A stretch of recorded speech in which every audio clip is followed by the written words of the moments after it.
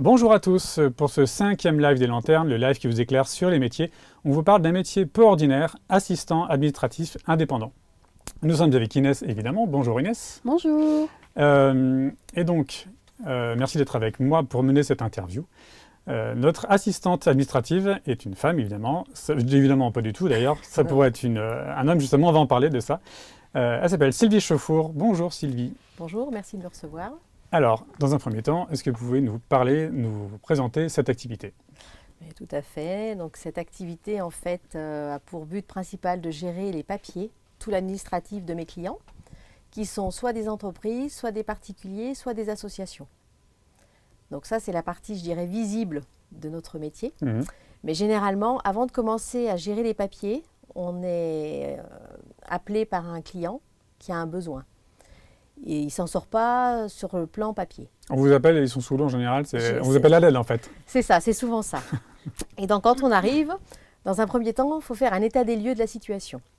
Donc on s'aperçoit, on voit l'ampleur des dégâts, savoir comment c'est rangé ou pas.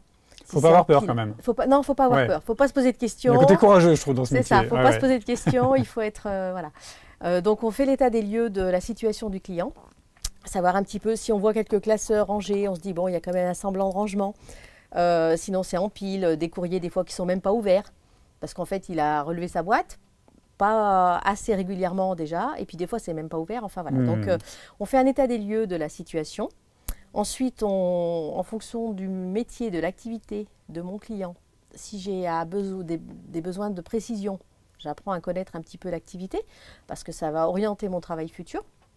Ensuite, on regarde aussi comment il est organisé au niveau informatique. Parce que l'administratif, ça se gère aussi sur l'ordinateur. Les outils qu'il a, parce qu'il peut utiliser les outils que peut-être vous connaissez moins. Il faut quand même se mettre à son niveau. C'est ça, c'est ça. Et savoir si il a numérisé. Parce qu'il faut maintenant quand même beaucoup scanner les documents. Donc on fait un état des lieux de la situation. Ensuite, on regarde si... la partie administrative, ce qu'il sait gérer. Qui va garder en charge. Voilà, qui va garder en charge ce qu'il fait lui, ce qu'il maîtrise. Parce que vous n'allez pas forcément tout prendre en charge. C'est ça. Il y a des choses que moi, je ne fais pas la comptabilité, je suis en interface avec le comptable, donc je ne vais pas lui faire sa comptabilité. Donc s'il a un comptable, après je vois avec lui le rôle de son comptable, lui jusqu'où il va par rapport à la transmission des documents au comptable et sous quelle méthode il le fait. Et une fois que j'ai fait cet état des lieux avec lui, on regarde un plan d'action. Et je lui pose des questions, je l'aide un petit peu à organiser ses pensées et les missions qu'il voudrait nous confier. Ensuite, on établit un plan d'action en mettant par exemple 2 heures une première semaine ou 4 heures selon. On voit avec lui ce qu'on a fait. Et puis après, on met en place soit des missions récurrentes, soit des missions ponctuelles, soit sur le site de l'entreprise, ou chez le client si c'est un particulier ou une association, ou de chez moi en télétravail. Ok. Donc vous avez monté la société qui s'appelle administrativement, je mettais le bandeau à l'instant à l'image. On va faire un tour sur votre site internet pour présenter un peu ce que vous faites. Vous êtes dans quel secteur géographique ? Moi j'habite pas très loin de Villefranche-sur-Saône, à Ville-sur-Jarniou. Ok. Et donc pour faire un point géographique, vous allez jusqu'où ? Pour l'instant j'ai la chance d'être à 5 minutes de chez moi. Donc ça va très bien, mais sinon je dirais jusqu'à Villefranche, Saint-Georges-de-Renins. Comme il y a un vivier d'affaires intéressant, important, je n'ai pas envie d'aller par exemple sur Lyon. Oui, et vous pouvez gérer aussi à distance, on va en parler de ça. Tout à fait, ça peut très bien être un client sur Lyon, oui. Ouais. On peut faire un petit tour des prestations parce que dans votre onglet prestations sur le site administrativement.com, voilà, je laisse les gens regarder un petit peu tout ce que vous proposez. Ça englobe quand même pas mal de choses, y compris une partie éventuellement commerciale que vous pouvez prendre en charge. Tout à fait. Je fais de la relance client, par exemple pour les impayés, ou alors remise à jour des listings prospects, envoi de mailing. Alors il y avait un autre onglet que je voulais voir. L'origine du projet. On reviendra tout à l'heure sur votre parcours, mais on peut quand même parler un peu de l'origine du projet. Comment on part sur ce métier-là? Parce qu'il est quand même un peu original. On est habitué à connaître le métier de secrétaire sédentaire dans une entreprise. Expliquez-nous un peu la différence entre justement une personne sédentaire. Alors, bah, écoutez, moi, ça a été un petit peu un déclic et à un moment donné, je suis arrivée à un stade où je me disais, je veux changer un petit peu de mon rôle au sein de l'entreprise où j'étais pour faire de la qualité, pour m'enlever certaines tâches, parce que dans toute ma carrière, j'ai toujours été à des pôles d'accueil dans Oui. une entreprise. Et donc, on doit être multitâche, couteau suisse un petit peu, parce qu'il faut savoir gérer dans l'urgence. Enfin, voilà. Et j'avais envie de quitter justement ce hall d'accueil et gérer plus différentes tâches, mais tout ce qui était qualité. Et puis bon, ça n'a pas été possible. Donc finalement, il y a eu une période où j'ai pu être au chômage. Et donc là, je me suis dit, mais finalement, l'administratif, je connais depuis les 25 ans. Donc voilà, le projet est né comme ça. D'accord. Et maintenant, j'essaye d'apporter à mes clients ma méthode de travail et ma façon de voir. On va parler de tout ça. Est-ce que Inès, tu as des questions avant qu'on passe à la suite? Oui, vous parlez de votre projet. Mais du coup, c'est quoi pour vous le plus gros changement que vous avez fait qui vous a apporté du bien, qui vous a changé, qui vous a dit envie, oui, je vais continuer à faire ça parce que j'aime telle chose. C'est quoi que vous aimez le plus? C'est trouver des solutions. Apporter des solutions Voilà. aux gens, les aider. C'est ça, les aider, être force de proposition et la diversité de mon métier. Parce que là, finalement, j'ai plusieurs métiers, plusieurs clients, pardon. Donc, quand j'ai lancé mon projet, en fait, on se fait tous des tableaux. On se dit, on aura tel type de client. Et en fait, non, c'est très varié. Et c'est la diversité de tout ça. Et c'est apporter des solutions. D'accord, merci. Pour bien comprendre, quelle est la différence entre vous et un comptable? À quel niveau vous vous situez entre l'entreprise et le comptable? Alors, moi, je m'arrête aux notes de frais. Par exemple, la transmission des documents au comptable. Je pointe les comptes, les relevés de compte avec les notes de frais. Et puis, si un comptable demande un document, le client l'a forcément, mais forcément, il ne sait pas forcément où il est. Trouvé. Donc voilà, je trouve les documents, je les Botte de envoie. foin. Enfin voilà, c'est moi qui donne tout au comptable D'accord. chaque fin de mois. Inès? Du coup, ça veut dire que vous avez communiqué souvent, par exemple, avec les comptables des personnes que vous allez aider. C'est ça. Donc, vous allez créer un lien entre la personne que vous aidez et le comptable. Donc, ça va être vous qui allez parler, donner les informations. Donc, tout va passer par vous au final, c'est ça? Alors, mes clients sont toujours en copie de mes mails. J'informe toujours les clients de ce que je fais. Je ne signe rien sans leur accord, bien Vous ne entendu. pouvez pas signer pour eux. Non, je ne veux pas le Vous faire. pourriez pas, peut-être? Si on a un mandat pour certaines choses, Vous pourriez être mandat? Il y a des gens de votre métier qui ont des mandats, ça arrive? ça peut avoir, oui, par rapport à D'accord. faire certaines démarches, mais bon, ça c'est signé, puis c'est établi, c'est bien. Oui, mais c'est pour savoir si bien clarifié. c'est possible. Ouais. C'est possible. D'accord. Quel est l'intérêt pour une entreprise d'avoir une indépendante à ce poste plutôt que... Parce que là, on a parlé de votre façon de faire, mais quel est l'intérêt pour l'entreprise? Alors, c'est la flexibilité, parce qu'en fait, les gens, ils ont une demande au départ, mais cette demande, en fait, elle peut être traitée en peut-être 6 mois avec un client, et après, ils reprennent la main sur leur administratif avec ce qu'on a mis en place. Et ils n'ont pas un salarié à embaucher. Toutes les démarches qu'il y a avec le salarial, la méthode salariale, on peut très bien définir, parce que comme au début, généralement les projets, on ne sait jamais exactement sur combien de temps on va partir. Donc moi, je peux leur dire, écoutez, au départ, on part pour 4 heures par semaine, et puis il va s'avérer qu'après, quand on arrive au courant, 2 heures vont suffire, par exemple. Où il y a une action commerciale à mener à un moment donné, on va travailler un petit peu plus à ce moment-là, et puis un petit peu moins après. Donc c'est la flexibilité. Ça doit être un peu plus rare, ce qui est ponctuel, les missions ponctuelles, non? Vous êtes plutôt sur de long terme, j'imagine, non? Non, les deux, Ah ouais, les deux? Ouais, D'accord. les deux sont possibles. Ok. Inès, avant qu'on enchaîne? Rien à votre honneur. Du coup, Imric t'a dit ce que je voulais demander. D'accord, bon. Je voulais savoir, les personnes voient parfois les tâches administratives comme des montagnes. On en est tous un peu là, que ce soit personnel. D'ailleurs, on va en parler de ça. Est-ce que vous faites ça aussi pour des gens hors entreprise? Tout à fait. Et vous, non, c'est pas une montagne pour vous. Quel est votre secret? Alors, mon secret, c'est de faire ça de façon rigoureuse, régulière, Méthodique, sans procrastiner. C'est-à-dire que quand moi j'arrive, déjà, c'est refaire l'état des lieux, comme je disais, chez n'importe quel client que ça soit, se remettre à plat, organiser, donc des classeurs, des intercalaires, des boîtes d'archives et tout, mettre des petits outils, tel un fichier Excel pour faire les dépenses recettes, enfin des choses comme ça. S'il y a un suivi pour des documents ou quoi, marquer, reçu tant, renvoyer tant, enfin clarifier les choses. Et une fois que vous tenez ça de façon régulière et que vous gérez, il y a une réponse à faire, on la fait. Il y a une demande, on on y répond. Ouais. Et après, du moment que ça devient du courant, il n'y a plus de montagne. Le fait de voir les montagnes, c'est aussi quand, par exemple, si vous arrivez dans un bureau et que c'est mal rangé, que vous ne savez pas quoi faire, on n'a pas envie de s'y mettre. Mais si c'est fait régulièrement, On peut appeler les personnes qui font du feng shui. tout à fait. Je reconnais, je t'embrasse. J'ai tout à l'heure, au tout début, dit que ça pouvait être un métier d'homme et de femme, justement. C'est bien à préciser. On a peut-être une image des secrétaires des années 60-70 qui étaient quand même beaucoup des femmes. Là, on est sur homme ou femme, il y a une parité. Alors, non, enfin... Enfin, il n'y a pas de parité, mais en tout cas, il n'y a rien qui Je pense empêche. qu'il peut y avoir des hommes, mais il est vrai que dans mon réseau, D'accord. c'est que des filles, Mm. pour l'instant. Mais on a toutes du travail. Alors, les garçons, Et on est démarquez-vous, j'ai C'est envie de ça, dire. c'est ça. Les garçons, démarquez-vous. Et je dirais qu'on est toutes des consoeurs, parce comme on a toutes du travail, pour moi, c'est pas D'accord. C'est Ok. des consoeurs, voilà. Et alors, oui, alors Inès avait demandé qu'est-ce qui vous plaît le plus dans ce métier. Est-ce que vous voulez revenir un petit peu sur cette question? Oui, bah, c'est aussi le rôle que j'ai.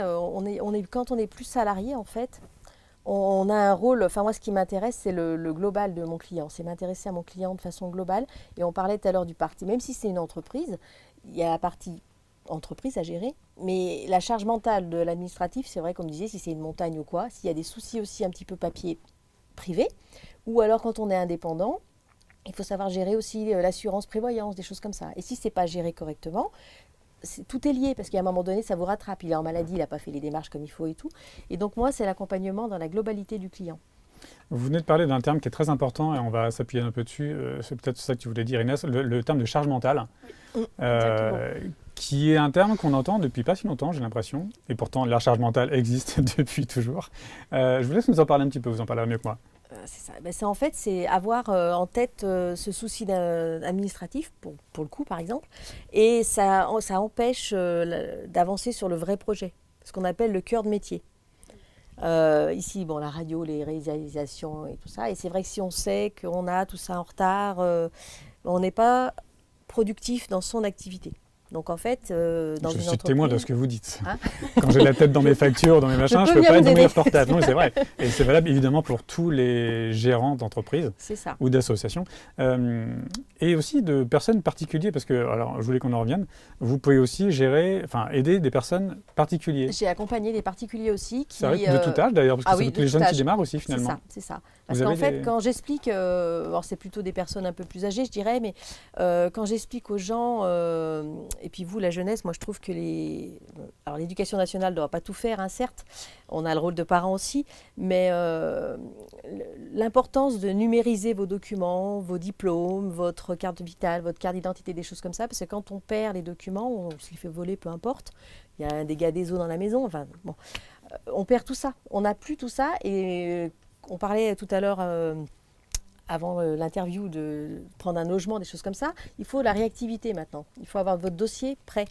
Et quand on va vous dire, c'est tout en ligne maintenant, et il faut penser à ça. Et même de comprendre comment marchent les assurances, un compte en banque. Mais c'est ça. Oui, parce que vraiment, les personnes, les adolescents par exemple, ceux qui vont bientôt être à l'âge adulte, ou même un peu, ils savent vraiment pas comment faire ce genre, même les papiers, Oui. les salaires, les loyers, tout ça, les revenus, ils savent pas gérer. Donc je pense que ça va être une accumulation. Ils vont paniquer, ils disent on va faire quoi, on va pas appeler les parents, au bout d'un moment. Mais bon, Et du coup, ils procrastinent. c'est ça. Voilà, et ils ont besoin d'aide. Et je pense que votre rôle, c'est d'apporter cette aide-là, créer un lien, normalement, non? Ça vous crée un lien avec Mais les personnes complètement. possédées. Alors le rôle de parent, malgré tout, c'est quand même notre rôle. Et c'est vrai qu'on ne se lève pas un matin en sachant faire, gérer sa carte vitale, son assurance voiture, des choses comme ça. Donc, bon, après, nous, on est là pour vous l'apprendre aussi. Mais ce qu'il y a... Il y a aussi des jeunes qui n'ont pas forcément la chance d'avoir les parents à côté. Mais on est bien pour d'accord. Et moi, je plein me de dis que raisons, ces hein. gens, voilà, on est d'accord. Et ces jeunes-là, franchement, c'est pas simple. Alors après, moi, je me dis que devant un papier, en fait, ce qu'il faut, c'est ne pas avoir peur. Il faut prendre le temps de lire tout ça, prévoir sur le site internet des choses comme ça, et puis ne pas hésiter à poser des questions. Et puis, alors, évidemment, il y a la question du prix qui va arriver. on peut quand même vous contacter pour avoir une idée de ce que ça coûte. Là, on peut évidemment pas donner de tarifs parce qu'il faut évidemment savoir de quoi on parle, mais ça peut aussi être une bonne chose de Mais tout à vous appeler fait. pour Et savoir, parce que puis- Sansource, c'est pas des montagnes non plus en termes financiers. Mais complètement, complètement. Et puis des fois, il suffit de pas grand-chose. Moi, j'ai un kit, je dirais, c'est 3 classeurs, des intercalaires, une boîte d'archives, des choses comme ça, des choses basiques, même des particuliers. C'est simplement réorganiser un petit peu, se réapproprier son administratif, savoir ce qu'on a. S'il y a un peu de retard quelque part, ben on le gère. Et puis, il y a des fois des choses pas sympas, mais une fois que c'est géré, voilà. Et je m'aperçois, et puis maintenant vous en êtes conscient aussi, c'est que tout est en ligne. Donc nous, en tant que chef d'entreprise, mais même un particulier, en fait, des fois on va recevoir, les clients reçoivent un recommandé avec des amendes, pénalités de retard de paiement, parce qu'ils n'ont pas été voir sur leur espace URSSAF ou quoi que ce soit. Sur On a reçu un mail il y avait parmi 1 million. voilà, on il y a eu connaît tous un les appel de problèmes. fonds, il fallait le payer, on n'a pas fait, ça s'est noyé dans la masse et tout. Mais en fait, il faut aller chercher l'information, elle ne vient pas à nous. Maintenant, quand on reçoit plus de courrier, puis bon, si on l'a reçu mais qu'on l'a pas ouvert, enfin, voilà. Et donc, il faut être acteur de tout ça. Mais à des moments, quand vous êtes chez un client, il ne vous suffit pas juste de faire un peu de rangement et ça aide. Il y a des moments, il suffit juste pas de ranger pour que les gens ils arrivent à s'organiser au final. Mais c'est ça. Des fois c'est des petites. Oui, parce que vous leur apprenez à s'organiser C'est aussi. ça. Oui, à faire C'est du une aide rangement, ponctuelle en organiser. fait, et des fois simplement leur donner des petites astuces, juste un petit fichier Excel tout simple. Parce que moi, on a assez de la vie et c'est assez compliqué comme ça pour pas se faire des usines à gaz. Donc moi, l'idée, c'est de mettre des petits outils que la personne, que ce soit une entreprise, un particulier, une association, sache gérer eux-mêmes. En fait, pour se passer de moi. Alors comme on disait l'autre jour, c'est vrai que l'idée, moi, j'ai gardé quand même mes clients, certes, mais si un client peut être autonome, moi, ça me va très bien. Voilà, C'est que vous faites bien votre travail. C'est Voilà, aussi une c'est manière de ça. faire bien son travail. C'est Ouais. ça. Après qu'il n'ait pas le temps ou pas envie de le gérer et ils veulent me le déléguer, je comprends. Ça, c'est autre chose. Mais si ouais. on n'est pas là, il faut qu'il sache envoyer le mail au comptable, le document, qu'il sache où il est, en fait. Ouais. Il faut qu'ils sachent être autonomes en fait. On est Vous d'accord. allez apporter cette Moi, autonomie. c'est mon but, c'est que les vous gens allez soient aider. autonomes. Apprends un homme à pêcher un poisson, il pourra pêcher toute sa vie, on connaît l'adage. C'est ça. Tout à fait. Comme toute activité indépendante, vous devez prospecter pour vous-même. Comment vous faites? Alors moi, j'ai commencé par faire des flyers. Et puis j'ai mis dans les boîtes aux lettres autour de chez moi. Et j'ai trouvé mes clients grâce à ça. Et je me suis mis sur les réseaux, parce qu'en fait, ça, c'est un domaine que je ne maîtrisais pas du tout avant, parce que je n'avais jamais eu besoin. Et j'avoue que j'ai du mal à... Vous avez rattrapé le train. Je Voilà, publie pas assez, je partage un on peu. a chacun son niveau là-dessus. Chacun son, voilà. J'ai fait mon site internet. Et puis voilà. Et puis après, l'idée, c'est d'aller dans des réseaux, de rencontrer du monde, de ne pas rester chez soi. Et en même temps, l'idée du réseau, c'est de rencontrer d'autres corps de métier. Parce qu'en fait, chacun, on a des problématiques qu'on a rencontrées. Et l'idée de ne pas rester seul, c'est de poser la question à notre réseau. Maintenant, avec tous les moyens qu'on a, un mail, un groupe WhatsApp, des choses comme ça, on pose la question et très généralement, on a la réponse assez rapidement. Plutôt que de perdre du temps, de conseiller un client, parce qu'on ne peut pas tout savoir. Et chacun son métier. Et moi, je pars du principe que chacun son métier. Un assureur, un banquier, il faut être entouré de gens compétents dans leur domaine. Du coup, en ce moment même, ce qui vous a le plus aidé à être connu, ça va être les réseaux sociaux, c'est ça du coup? Ou ça va être le contact d'aller voir des gens, des marchés, proposer ce que vous faites, tout ça? C'est lequel entre les deux? Alors, tous mes clients, moi, je les ai trouvés grâce à mes flyers autour de chez moi. Voilà. Et ensuite, ce qui m'a aidé, c'est les réseaux. D'accord. Et du coup, pour une personne qui voudrait commencer comme vous, Oui. vous lui conseillerez quoi comme méthode pour trouver des gens? Si quelqu'un, par exemple, vous dit je vais faire le même style que toi, mais comment je peux faire? C'est faire son flyer, faire ses cartes de visite, créer son site et puis après aller distribuer. Ouais, après, bouche à oreille, quand on Voilà. parle de... Maintenant, Bouche à oreille. tous Moi, ceux qui j'ai- nous suivent, Ouais. vous savez comment faire. Hein. Une question qui ne me revient plus, mais quelles seraient les qualités requises finalement? Là, on n'a pas parlé d'anticipation parce que à force de pratiquer un métier, et dont le vôtre, on est amené aussi à être plus performant en anticipation sur ce qu'il y a à faire en fait. Oui. Pour les gens, parce que vous travaillez pour les gens. C'est quelque chose que vous avez vu progresser dans votre carrière? Tout à fait. Et moi, je pars du principe que j'ai toujours aimé dans mon métier faire des tâches complètes. C'est-à-dire qu'on connaît mieux on peut mieux réaliser une situation quand on la connaît complètement. Quand on a une vision, alors après on découvre des choses, parce que moi j'ai des clients, on découvre des choses quand on reçoit un courrier. Tiens, ce contrat je ne le connaissais pas. Voilà. Mais enfin l'idée c'est de bien partir sur des bonnes bases, bien clarifier les choses au départ. Et puis après c'est comme on disait, c'est pas avoir peur, on découvre. Oui. C'est être réactif, c'est être observateur, et moi je suis force de proposition. Je dis toujours qu'il y a une solution, alors on ne la trouve pas forcément tout de suite, mais après les outils que j'ai mis en place et qui fonctionnent avec un client, je me dis que je peux proposer à l'autre client, et si ça ne lui parle pas vraiment, on essaye de trouver une autre solution. Parce que l'idée, comme on disait encore, c'est l'autonomie. Ouais. Parmi les trucs sympas de votre métier, c'est que vous voyez du pays, entre guillemets, c'est-à-dire que vous passez d'une entreprise à l'autre, vous voyez comment on fonctionne pour une entreprise de tel secteur. En fait, vous êtes sur plein de secteurs différents. C'est ça. C'est hyper enrichissant quand même, non ? Complètement. Ouais. Et c'est un truc auquel je n'ai pas pensé dans un premier abord, quand on a parlé de ce métier-là. Je ne me suis pas dit dans un premier temps, tiens, ça doit être vachement un gros panel. Et en fait, si justement, vous pouvez nous en parler un peu de ça ? Tout à fait. J'ai à la fois un consultant qui est très bien dans son cœur de métier, mais qui a 3 sociétés et qui n'est pas du tout papier. J'ai un médecin pour qui je fais les appels téléphoniques et je gère la partie administrative aussi. D'accord. Donc on a des patients que l'on... Ah oui, c'est une patientèle qui n'a rien à voir. On vous demande des choses qui n'ont rien à voir. Donc j'ai appris ce métier, ce secteur du médecin. Les patients nous appellent, donc parfois c'est récurrent, donc forcément il y a aussi de l'empathie, il y a aussi il y a la partie administrative avec le médecin. La partie écoute, donc on la partie ça. écoute, il y a eu les particuliers, les associations, enfin c'est divers, c'est varié. T'as vu Inès, l'écoute, c'est quelque chose qui revient très souvent. Là, on est au 5e live. À chaque fois, il y a toujours une partie d'écoute, quel que soit le travail. Et l'organisation, évidemment. Exactement. Donc, il faut avoir cette écoute auprès des gens, savoir leur parler, répondre, garder notre calme.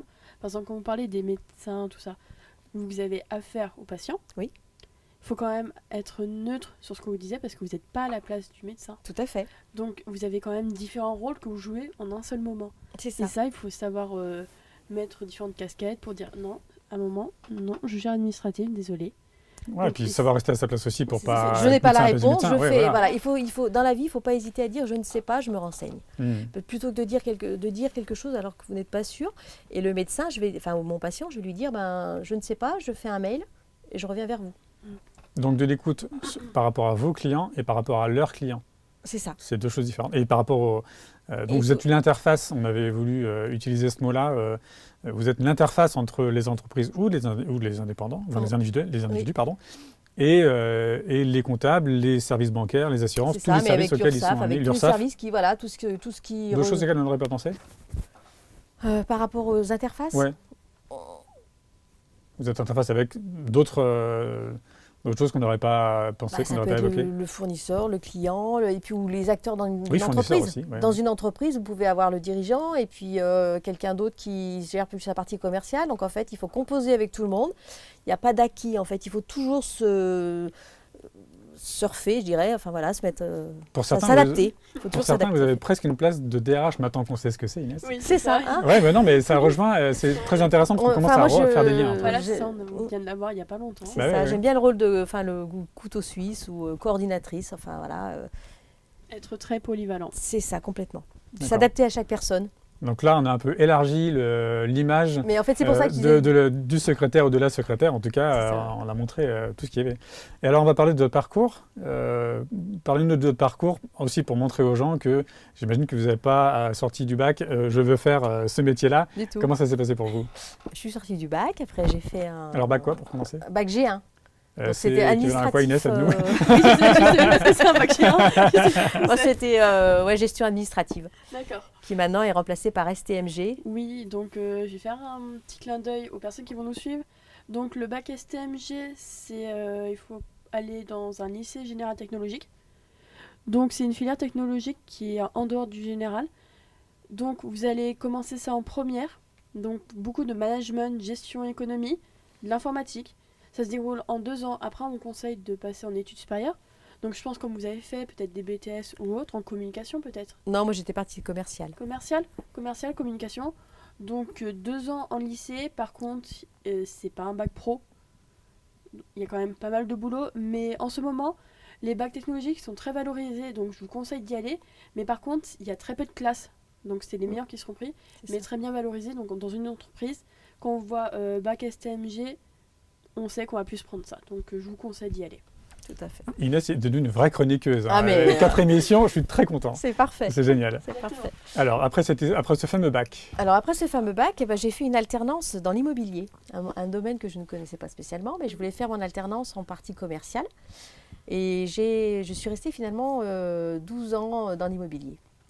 d'accord, ah oui. Donc à un rôle, voilà, en 2 agences différentes, mais à un rôle d'accueil, donc toujours pareil, coordinatrice de l'équipe, l'accueil de clients, le téléphone, la partie administrative, et puis par la suite, la partie location, gestion des baux, état des lieux. Du coup, même en étant dans l'immobilier, vous avez déjà touché à l'administration, Ah oui. tout ça. Donc en fait, vous avez toujours baigné J'ai dedans. toujours, ça fait 25 ans que je suis dans les papiers, parce Oui. que dans la... Ah, vous avez l'agence- cet angle en fait C'est ça, qui vous suit depuis c'est assez ça, dans longtemps. l'immobilier, Oui. en fait, j'avais le rôle entre les acquéreurs, vendeurs et notaires, après la partie locataire-propriétaire. Enfin, il y a toujours eu ce pôle papier. Et ensuite, je suis partie 11 ans dans une entreprise de désamiantage. Donc, pas de Oui, rapport, mais expliquez. D'accord. le désamiantage, oui. Alors, l'amiante, il y en a un peu partout, malheureusement. C'est une dans- matière c'est- qu'il y a dans la construction, dans certaines matières utilisées pour la construction avant les années 60, enfin avant 76, un truc comme ça, je ne sais plus, à D'accord. préciser. Architecte, aidez-nous. Voilà. Dites-nous Je ne ce qu'il en plus est. la date, mais ouais. Et c'est cancérigène, c'est pour ça que ça a C'est été. ça, donc, faut enlever voilà. ça de façon très précise, avec des normes voilà, importantes et tout ça. Et donc j'avais ce rôle d'accueil, et avec toute la partie administrative, la partie gestion des équipes, la qualité pour le désamiantage après les déchets, enfin voilà. Et donc j'ai toujours eu ce rôle-là. Et donc il fallait très souvent trouver des solutions sur un chantier, un souci. Enfin bon, donc il fallait réagir vite. Donc voilà, mais après je voulais quitter ce pôle accueil que je ne dénigre pas du tout, hein, c'est pas le souci, mais je voulais quitter justement cette partie accueil et me focaliser plus sur la partie qualité, ce qui n'a pas été possible, donc bon, pourquoi pas. Hein. Quand vous dites qualité, vous nous parlez un peu. Eh parce ben, que je avec pense tout ce que- qui était désamiantage, on avait beaucoup, avec tout ce qui était déchets, la traçabilité, avec Cita Suez, donc c'était une partie qui m'intéressait. Parce que quand on parle de qualité, c'est important. Mm. Quand on parle de qualité, le service qualité d'une entreprise, en fait, c'est le retour d'informations. Il y avait ça, il y avait toute la gestion, tout ça, et puis on était en désamiantage avec Caliba, des certifications, donc je voulais partir là-dessus.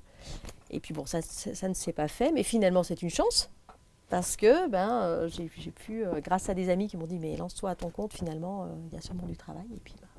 Aucun regret. Mais c'est pas évident de se lancer à son compte. Non, c'est pas On évident. en parlait avec Inès avant l'émission. Les jeunes, ils ont souvent l'idée de je me lancerai à mon compte.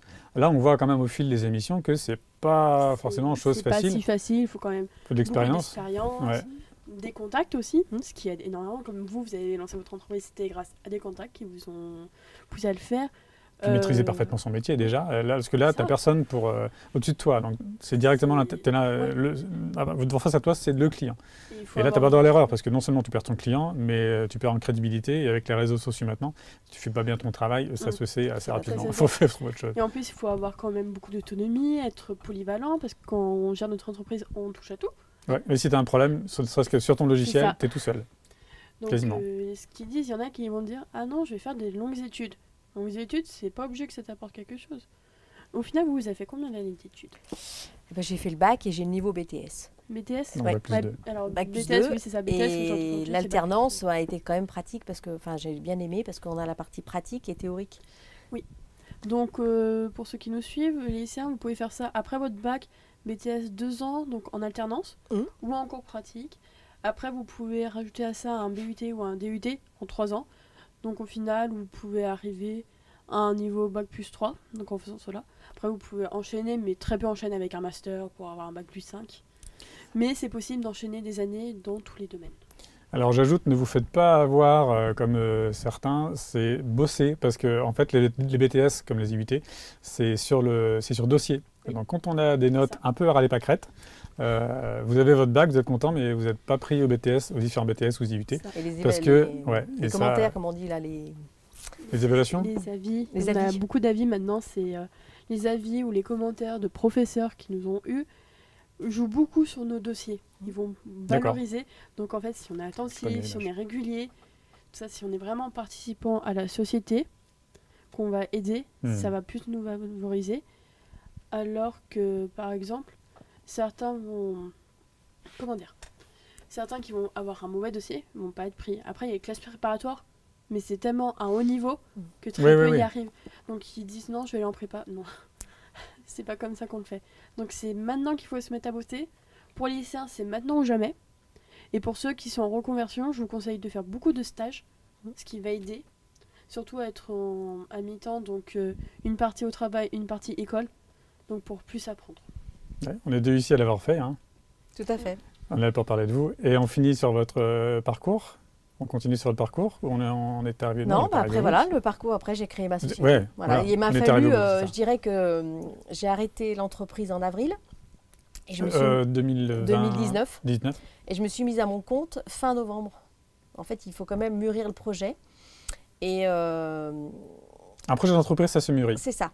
Et moi, je conseille à tout le monde d'aller voir la chambre de commerce. On a la chance d'être à côté de Villefranche-sur-Saône et d'avoir tout ce qu'il faut. D'ailleurs, même si les gens nous regardent d'ailleurs, il y a des chambres du commerce Oui, enfin, partout. Ouais, ou chambres d'industrie, c'est ça, oui. le CCI.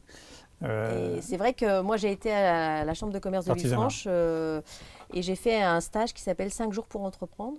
Et pendant cette semaine-là, c'est une semaine riche en informations parce qu'on a tous les corps de métier qui gravitent autour d'une entreprise. Donc, on a rencontré à la fois le banquier, l'informaticien, l'avocat, le comptable, l'assureur, des coachs, enfin des gens qui ont monté, des indépendants qui ont monté leur société et qui nous expliquent. Si tu montes ta société, oui, ok, très bien, il faut penser à ça, il faut savoir tout gérer, mais il faut s'entourer de gens qui sont compétents, enfin ainsi de suite. Et donc, je pense que c'est une bonne base parce que c'est vrai qu'en quelques clics sur Internet, maintenant, vous pouvez créer votre société. Ce qui peut être dangereux, oui. Mais ça peut être dangereux. C'est chambre des métiers que je Chambre des cherchais. métiers, Chambre des voilà, métiers tout à de l'artisanat que je cherchais tout à l'heure. C'est ça. Ouais. Et c'est vrai qu'il est important de partir sur des bonnes bases et il vaut mieux prendre un petit peu de temps pour créer son projet que de partir trop vite et de ne pas avoir fait de business plan, comme on dit, de ne pas avoir... Très important. Voilà. Ce qui est très dur dans nos métiers, c'est de fixer son tarif pour voir son coût de revient, le seuil de rentabilité, c'est-à-dire le prix minimum, Ouais, tout en calculé. dessous duquel on travaille à perte. Donc c'est... Voilà. Ne jamais se dire, j'ai une idée de génie, je ne vais même pas regarder ce qui se fait. C'est ça. Regardez toujours ce qui Étudier existe. la concurrence. Parce que là, c'est un truc à se casser les figures. Financièrement, vous allez perdre de l'argent et vous allez vous décourager. Tout à fait. Parce que repartir sur quelque chose après avoir planté une entreprise, C'est compliqué. surtout quand on l'a pas tenu longtemps, la micro-entreprise est quand même pas dangereuse, le mot il est trop fort, mais faites bien attention et allez voir toujours les CCI et les chambres. C'est ça, se faire bien conseiller. Ouais. Voilà. Eh bien, merci beaucoup Merci. d'avoir été avec nous.